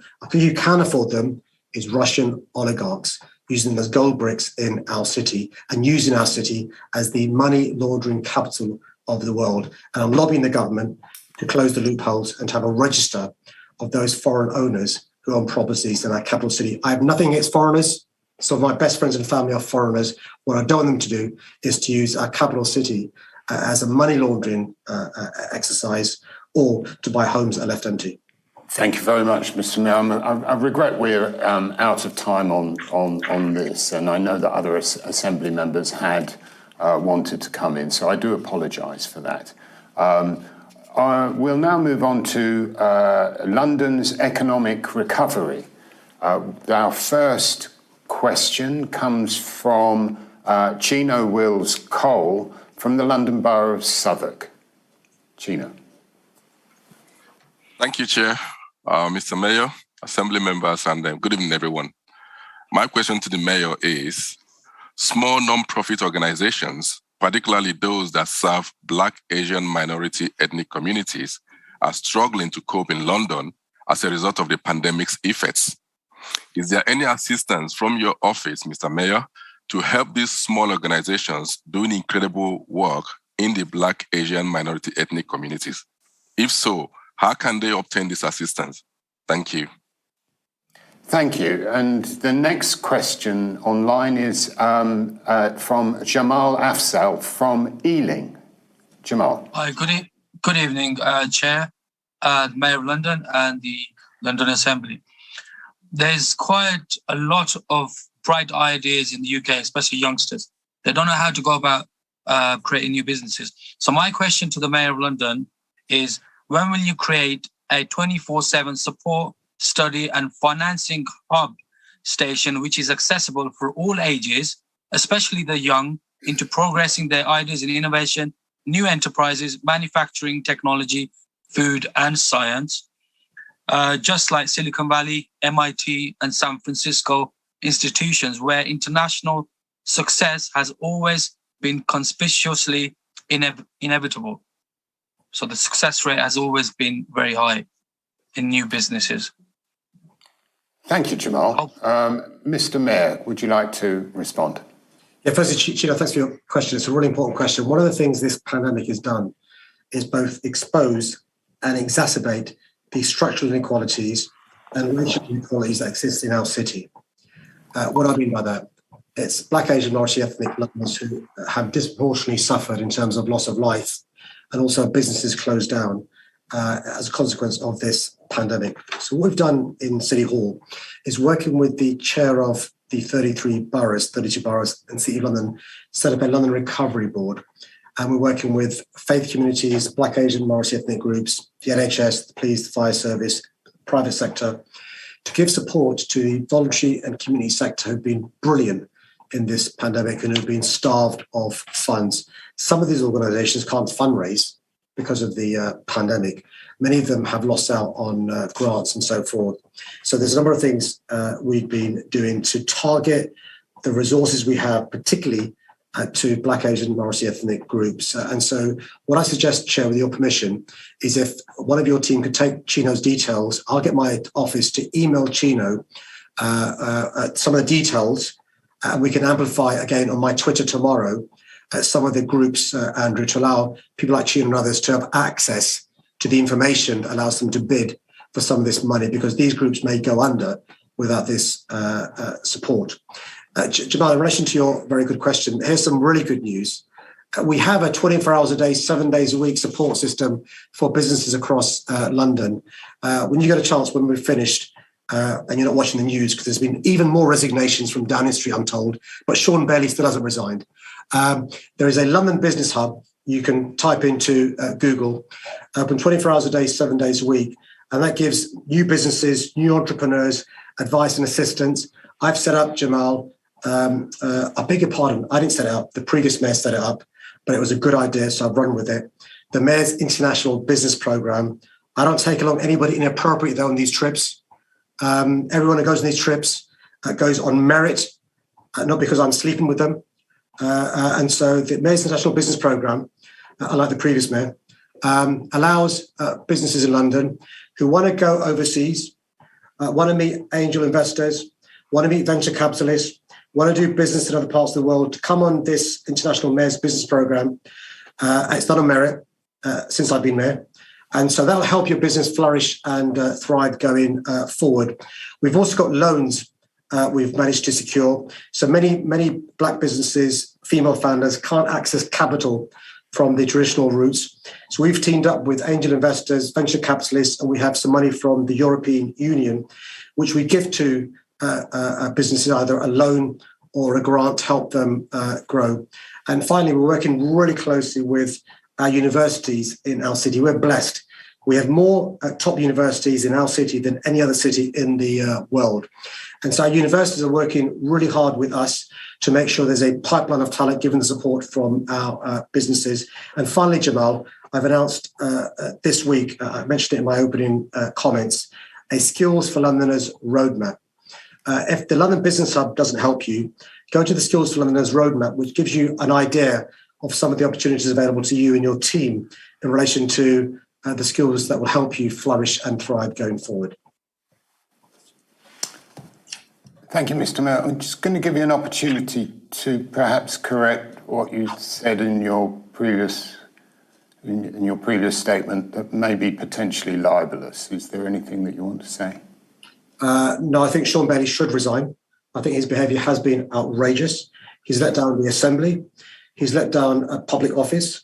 I note that 4 members of the Downing Street team have resigned this evening, and I hope he'll do the decent thing and resign himself. It was the decent thing that I was looking for. Assembly Member Ahmed, if you'd like to reply. Thank you very much, Chair. And thank you, Mr. Mayor, for that answer. And of course, one of the big issues that needs to be addressed in terms of London's economic recovery is what is actually happening to the people of our city, the poorest people of our city, and the government-created cost of living crisis. At the moment, we are looking at, everyone knows about the energy bills that are going to go through the roof from April. Inflation now predicted to be at 7%, fuel prices going up, and the national insurance contributions that the government disgustingly refuses to postpone, and the universal credit uplift that was cut last year for the poorest of people that needed that help. We've had, and you know, and I know that the Mayor has spoken about this in the last couple of days, about the whole levelling up agenda. We know that levelling up at the moment means levelling down for the poorest of communities in London and across the country. What is really disgusting about the levelling up agenda from government is that it has become a fight between North and South, and it should never, ever be that. It is about making sure that people are able to survive and have the basics and actually be able to cope with life as it is. It is not on, and I'm sure the Mayor agrees with me, that the money that's been set aside equates to 16p per head for a person in Hackney and £148 per head for someone in a rich area like Bromsgrove. Today we heard about the education levelling up, where there are 55 education areas that will be receiving specialist help. Not one of them is in London, and I'm sure the Mayor absolutely agrees with me that this is utterly disgraceful. Thank you, Chair. Thank you. There are 4 Assembly members who want to come in on this. Can I just remind you, we've only got about 9 to 10 minutes left, so if you could allow some time for us to get to the questions that were on the chat. Assembly Member Polanski, could you come in? Thank you, Chair. I agree. I think this underlies both questions. We have the cost of living soaring while incomes aren't soaring and they're coming down. We are in recovery, and what we need right now at every level of government is a push for a universal basic income. This would lift people out of poverty. It would rebalance our society so parents didn't have to work 3 jobs just to make ends meet. And it would give people freedom to do what they want to do, which might be to set up a business or it might be to have more free time. Now, I've had different reactions to this on the Assembly. Kudos to the Mayor who gave me warm words. He said that he would be happy for a pilot to happen in London, and we need to have that conversation. But I was very confused last month when the leader of London Labour said to me, no. And then all the Labour Assembly members voted against this. This is not time for party politics. We need to get together. The Mayor's own research shows a universal basic income could lift 130,000 Londoners out of poverty. So let's get on with it. And now, Assembly Member Umesh Desai. Thank you, Chair. I just want to comment on the government's levelling up agenda, which is yet another attack on London and Londoners. The government claimed that their levelling up agenda will bring prosperity to forgotten parts of the UK. They seem to have forgotten that many of these are in London. Some of the constituencies I represent, in my constituency, some of the boroughs I represent, Barking and Dagenham, Tower Hamlets, and Newham, have got levels of poverty deprivation on a par with many areas in the north. Downgrading the capital's economic recovery runs against any levelling up agenda. This strategy will leave Londoners out in the cold and do little to address the real poverty that exists in our community. And just to give an example, Chair, about what I see as discrimination against London, the government's anti-London agenda. Barking Dagenham, that I represent, gets £4 per head under the government's levelling up agenda. And as Assembly Member Ahmed has already commented, Bromsgrove in the West Midlands gets £158 per head. Barking and Dagenham, £4 per head. Bromsgrove in the West Midlands, £158 per head. A clear example of the government's bias against Londoners, the anti-London agenda that we're now seeing also in the forms of attacks on the TfL. Thank you. Assembly Member Best, please come in. Thank you. The Mayor's talked a lot about resigning this evening, and actually when I go out and I speak to people in London, more than any other Labour politician I've ever heard, people want him to resign. People think he's done a rubbish job on crime. London's transport isn't moving, and they want to know what he's going to do about it. And he comes on meetings and dismisses it, and dismisses those people by laughing about the comments that we are seeing. And most people, and I know Labour politicians see it as well because I'm close to them and they tell me. So the issue is this Mayor isn't taking it seriously, and it may be very convenient to push it onto government, but it's less convenient when you find out that London actually has the highest spending per head in the entire country, when London's transport system actually gets over double what the north of England gets. So it's very convenient to blame it all on the government. But if it is all government, what's the point of the Mayor? Because the Mayor's here to stop. And so let's give one good example, right? We're talking about how we support those businesses and how we support Londoners. And so you've got the Mayor's London Business Hub, which is only supported out of 1.1 million businesses in our city. It's only supported 8,000 businesses. That's about 0.7% of the businesses in this city that this Mayor has helped. But yet again, he'll point fingers at the government and not take a single bit of that blame, not take a single bit of humility in saying, yes, I can do better. Thank you. Assembly Member Fortune. Yeah, again, following up on that point, it's all about responsibility, isn't it? Small business is the lifeblood of our city. The questioners came on here asking some really interesting points about what can they do to get that support, especially post-COVID. And what we saw, unfortunately, were cheap political digs and point scoring. It's almost as if the Mayor is more interested in getting his leadership bid for the Labour Party ready than being a responsible Mayor of London. Now, if you look at something that's going to impact outer London, it's the Mayor's proposed boundary charge, which is charging people to drive in and out of our city. I've already had constituents come to me and say that they're really worried about how they can get goods in and out of their businesses, how people can travel in to do work. And it's not just small businesses. This is going to impact teachers and police officers and people that really support our economy. It's a shame that the Mayor takes the approach he does, trying to score political points. My feeling is that if he were really serious about small business, he would have been serious about small business. Andrew, can I respond to well, can you respond at the end, please? Because we've got a number of questions that I want to get in from the chat first. Yes, I think it's important to respond to the last 2 points, don't you think? Well, you can do that at the end. Don't be scared, Andrew. I'm not scared. I just want to make sure that Londoners' voices are heard. That's what our job is. Please don't resign, though. You as well. Everyone's resigning. From Londoners that I don't want to. He's still going. What opportunities are the Mayor's office off? This is from Sonny Elton in my old borough of Hackney. What opportunities are the Mayor's office offering to the working class youth to escape our standard of living? We've got a question from John Walters in Islington. Have the London Assembly taken into consideration the income that will be lost on road charges like the congestion charge and the low emission charge, because people will not want to come to London? And the last question is from Deborah Avellino from Brent. Dear Mr. Khan, shouldn't we focus on training apprenticeships and new jobs creation towards transition to net zero new jobs? Under 25s and over 35s are having difficulty earning more than 15k in London, whilst polluting jobs are still praised. And I'll go back to you now, Mr. Mayor, if you can pick up what you wanted to earlier and then answer those 3 questions as well. Let me deal with the 3 questions from the Londoners first, because they're far more important than the last 2 Tory speeches, but I will deal with the last 2 Tory speeches in a moment. So in relation to your first question about young people, so we have set up now a Skills for Londoners roadmap, because I'm particularly concerned about young Londoners. We've only got support from the government to help those above the age of 19. So we've set up free courses for those aged 19 who are either not working or receive a low income, who have no formal educations, and we're particularly targeting those communities in London where there are high levels of unemployment and underemployment.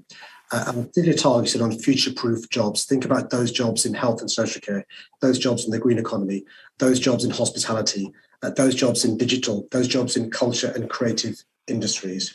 And so we've put aside ring-fenced money of £44 million just to help in those sectors, because we think they're future-proof sectors. And if you use public transport, you'll see some examples of Londoners who benefited from these skills that we're providing from City Hall. And please take advantage of some of these courses going forward.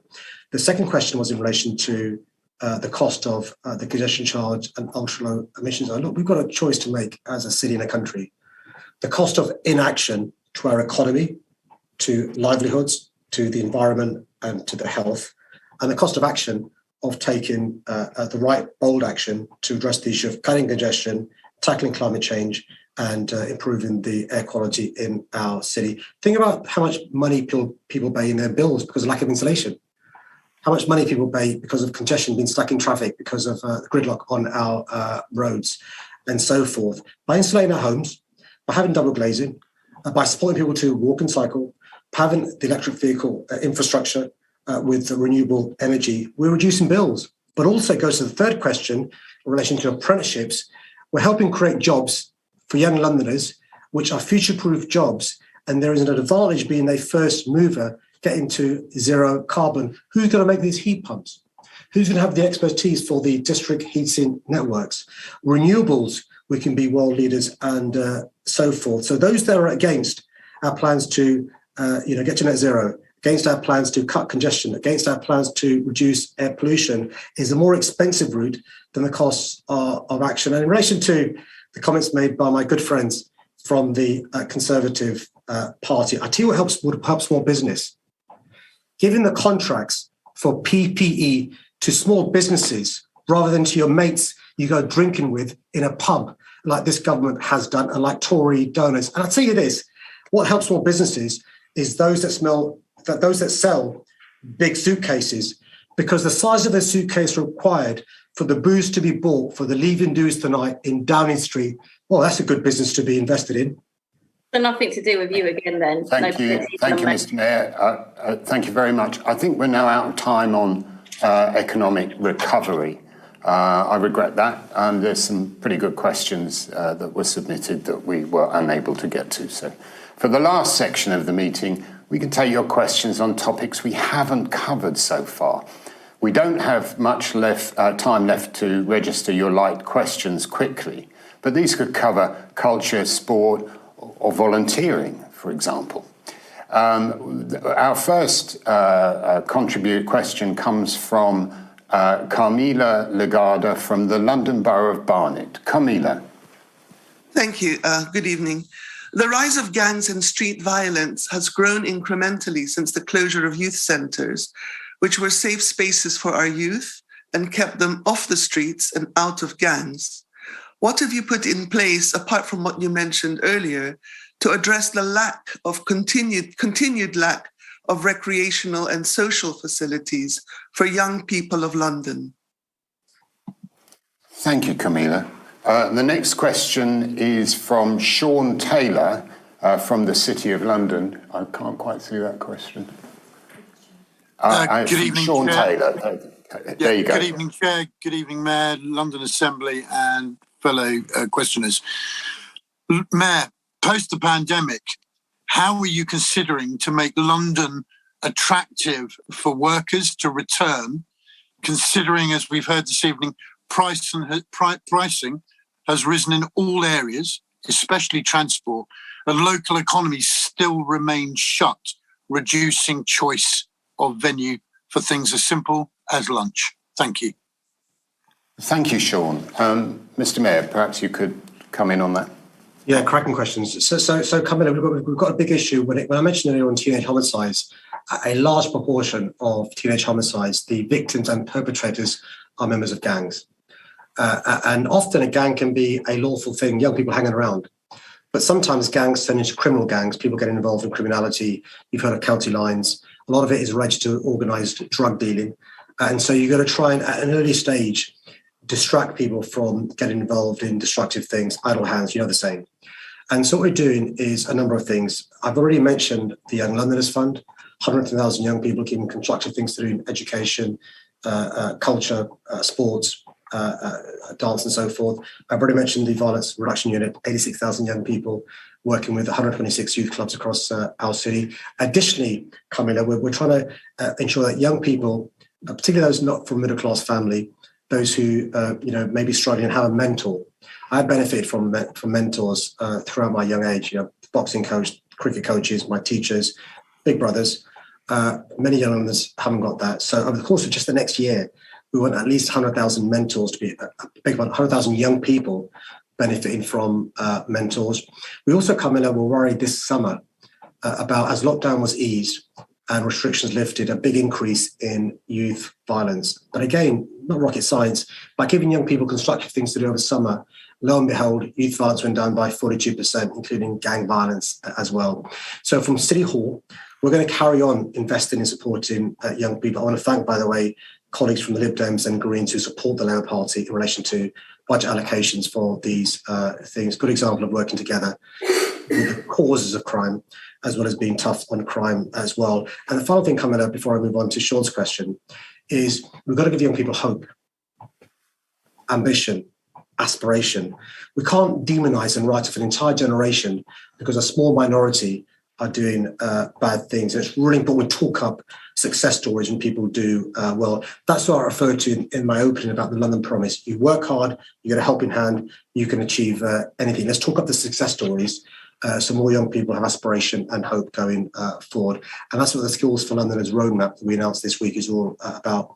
Sean, the evidence actually is in outer London and parts of outer inner London, things are pretty good. There's been a good recovery. And actually during the pandemic, as people were working from home, those local economies have done well. The real crisis in our city is what's called the Central Activity Zone. The centre of our city, I know you're from the City of London, Westminster, the Camdens, the Kensington and Chelsea, that sort of centre of our city, the South Banks, Canary Wharfs. And the first thing we've got to do is get international tourists back, right? And so we've got a big campaign, Let's Do London, which has encouraged many tourists from around the country to come back. And now we're working on our campaign for North America. The three target audiences, Sean, that will really help the centre of our city is North America, USA and Canada, France and Germany. And so I've agreed with a COVID business forum, which I chair, which are members of the business community in London, a strategy to try to get these international tourists back. And the second big group, Sean, is getting people back to the office. We know we've got our Plan B restrictions. We've got to make the experience of public transport a good one. And that's why what Sean and Caroline said, and also my Labour colleagues, in relation to you can't cut public transport and expect that capital city to help the national recovery, right? People aren't going to want to use a tube if there are few tube trains. They're not going to want to use a bus. Want to use a bus if there are fewer buses, less frequent services and so forth. So that's why, I know the Tories don't like me criticising the government. They don't like me lobbying for more resources for the government. I'm not going to apologise for being the champion and advocate for our city to get more resources for our capital city. By the way, the most dangerous thing to the future of our capital city is levelling down, equating to making our country more equal by making London poorer.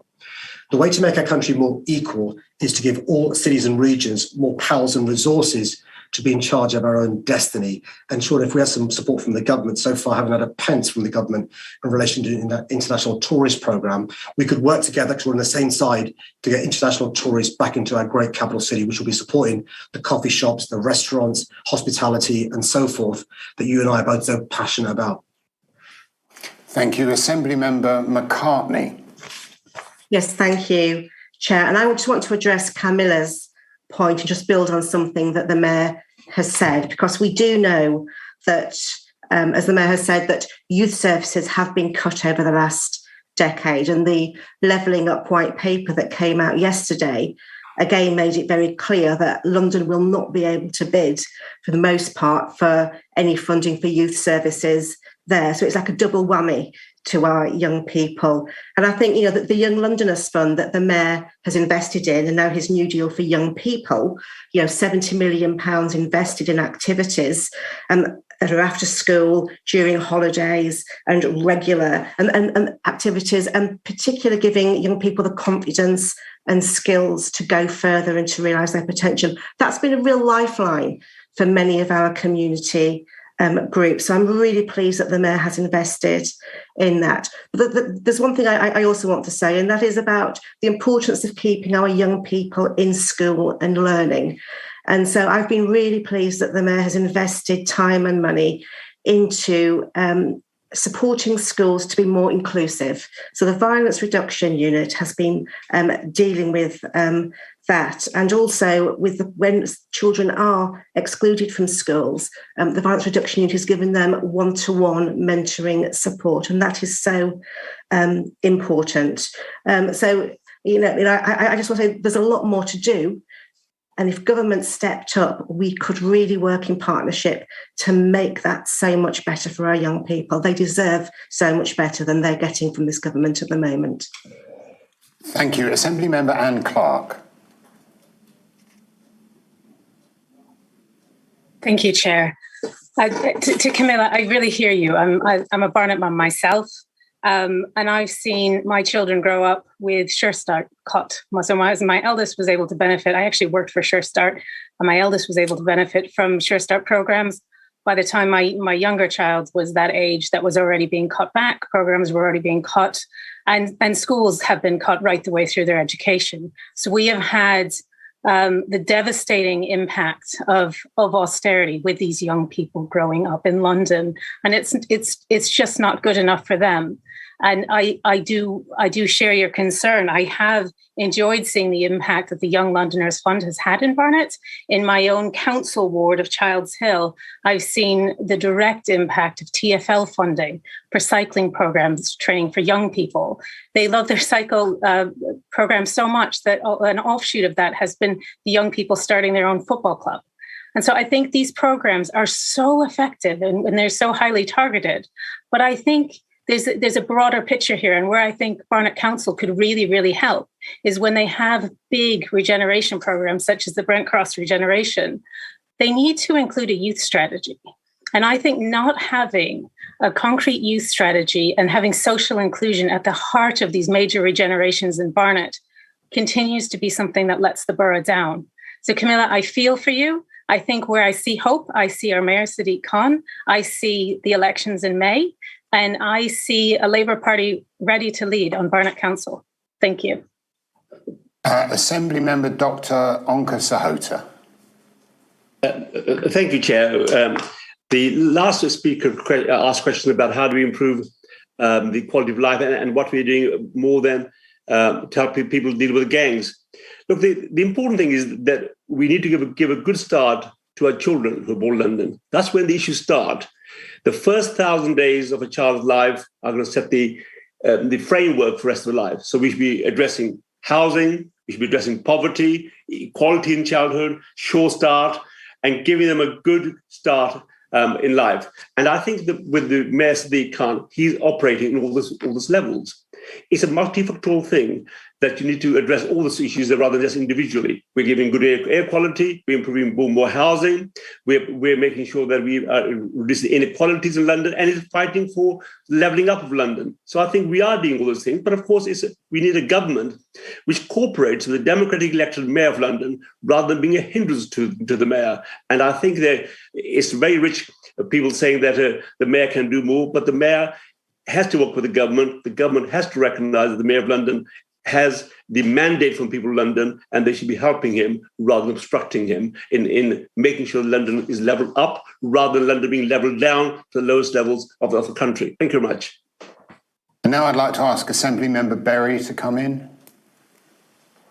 Yes, just very briefly on Camilla's question, because I know the Mayor earlier on couldn't remember the number of youth centres that had closed across London. And that's the research that I started looking back 10 years to when we were shocked by riots in 2011. And that should have meant massive investment in youth services, but instead we saw 10 years of austerity, and that's resulted in over 130 youth centres closing, over 600 youth workers losing their jobs, and over £240 million in total being pulled out of investment in young people.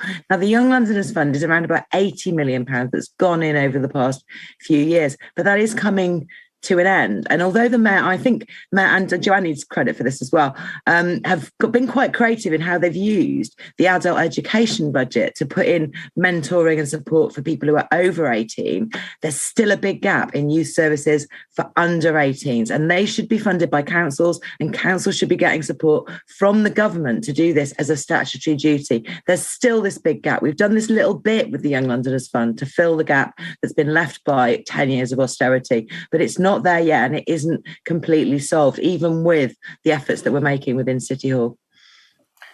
Thank you. And Assembly Member Hall. Thank you, Chairman. Well, I think we should have a little taste of reality here, don't you?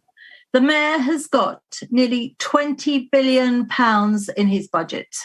£20 billion, plus £9 billion I spoke of before regarding housing, billions of pounds of money for London for transport. And yet he sits there and criticises the government, says he hasn't got anything. He almost goes to them with a little bag saying, give me more, please. Absolute nonsense. He has got the money to put into various schemes like this. But no, politically, he'd rather just have a go at the Conservatives, have a go at the government. As for getting back to work, Mr. Mayor, we are camping in Union Street because of your ridiculous scheme of putting us in the crystal. Where are all the people that work for the fire brigade, which is under your control? Where are they? Because they're not at work. Perhaps if they came into work, then more of the cafes would be serviced in the area, the transport systems, etc. The shops would be looked at. They are people in your control. They're not there. And we know this for a fact because we were rattling around in the building today with nobody else there. As for gangs, well, Carmilla, I feel for you and I absolutely understand where you're coming from. Unfortunately, confidence in the police is at a record low. We mustn't forget that the Mayor is responsible. He's a police and crime commissioner. Yes, he'll throw everything at Cressida Dick or anybody else because, of course, nothing is ever the Mayor's fault. It's Cressida Dick's fault. It's the commissioner of the fire brigade's fault. It's always the government's fault. And you'll have listened in tonight. He'll say nice things to the Liberal Democrats and the Greens, and he'll have a go at the Conservatives. And, of course, boringly, the government as always. I say to you, Mr. Mayor, you've got an incredibly large budget. You have got the best political job, in my view, in the country. Stop whinging and whining. Try and pretend that you like being mayor because you give no evidence of that whatsoever. Put your hands in your pocket and put things right because, my God, most people on this call, and I talk for all Assembly members, would be so proud to have your job. We would roll up our sleeves. We would get things done. If you put the amount of energy into getting things done as opposed to criticising the government and your Conservatives on the Assembly, then perhaps things would be better for Londoners. Instead of that, all we hear is you moaning. Stop it and get on with some work. Chair, let me deal with those points. No, you can come back after this question because we know she's a friend, but come on, we want to hear the questions. Question from John Waters in Islington. Are you going to reinstate St Patrick's Day and St George's Day in Trafalgar Square this year? Let me deal with that question. The short answer is hopefully. The promise I made before I became mayor was for London to have the best St Patrick's Day celebrations we'd ever seen. Promise made and promise delivered in 2017, 2018, 2019. Fingers crossed we can have St Patrick's Day and St George's Day back, and indeed the marathon as well. But let me deal with three of the points raised by the previous speaker, Andrew. I know it's embarrassing to you as Susan Hall's friend. Let me deal with three of the points she makes. The first point, I think Susan Hall is right, and I've got to accept, many in the Assembly would love to be the mayor, and many have tried. Sean Bailey tried. Andrew Boff tried. And I'm sure others did as well. but weren't successful. And thank goodness for that. The second point that Susan Hall made was in relation to my responsibilities as mayor, getting people back to the office. I'll tell you this, I often go to Whitehall to meet government ministers. There are very few civil servants who've returned to government, far more in proportionate terms, City Hall staff returned to civil servants, and that's before the resignations today, by the way. And the third point raised by, listen, I know it's embarrassing. Andrew, I know it's embarrassing. I'm going to have to quieten you now. We've reached the end of the session. If people want to see this conversation continue, as I'm sure the Mayor wants to do, saved by Andrew, Boff, Susan, I love it. The Mayor's question time on a regular basis. So that's all the time we have for tonight. Thank you very much to everyone who's participated. Don't forget to keep an eye on our website for details of the next People's Question Time. And you can also keep up to date with the work of the London Assembly on any of our social media outlets. We would love to hear what you thought of tonight's events. On your screen, you will see a link and a QR code to our feedback survey, which will explain how to submit questions that we did not have time to answer tonight. Pre-registered audience members will also be emailed the link. Good night, and thank you once again for joining us, the Voice of London. Thank you.